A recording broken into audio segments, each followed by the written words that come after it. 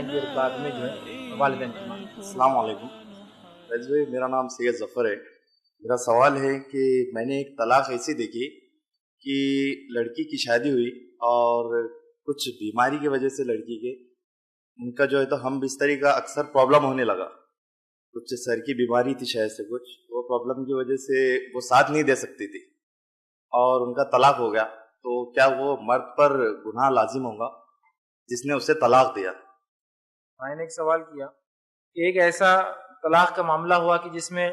میاں اور بیوی جو رشتہ قائم کرتے نکاح کے بعد وہ رشتہ قائم نہیں ہو سکا، جس بنیاد میں شوہر نے طلاق دے دی چونکہ وہ اس کے لیے نہیں تھا۔ یاد رکھیں نکاح کے مقاصد میں سے جو ایک اہم مقصد ہے وہ ہے شرمگاہ کی حفاظت،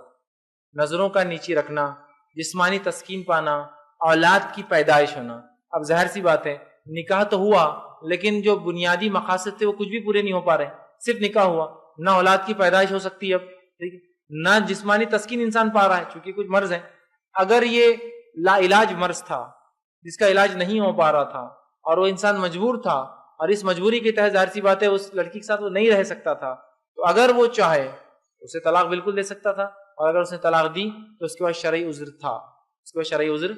تھا اور اس نے بہرحال کوئی غلط کام یا کوئی حرام کام اس معاملے میں نہیں کیا، لیکن شرعی عذر کے بنیاد پہ، صرف یہ نہیں کہ کبھی ایک آدھ بار کچھ ہوا اور اس نے اس بنیاد پہ ہوا کھڑی کر دی کہ بچی ایسا ہے مسئلہ ہے اور اس طرح سے، لیکن اگر کوئی شرعی بنیاد دیتی اور واقع میں یہ چیز نہیں ہو رہی تھی تو اگر اس نے طلاق دیا تو انشاءاللہ عزیز اس پر کوئی گناہ نہیں، اس لیے کہ اس میں شادی کے مقاصد فوت ہو جا رہے تھے، تو طلاق دینے میں انشاءاللہ عزیز کوئی حرج نہیں۔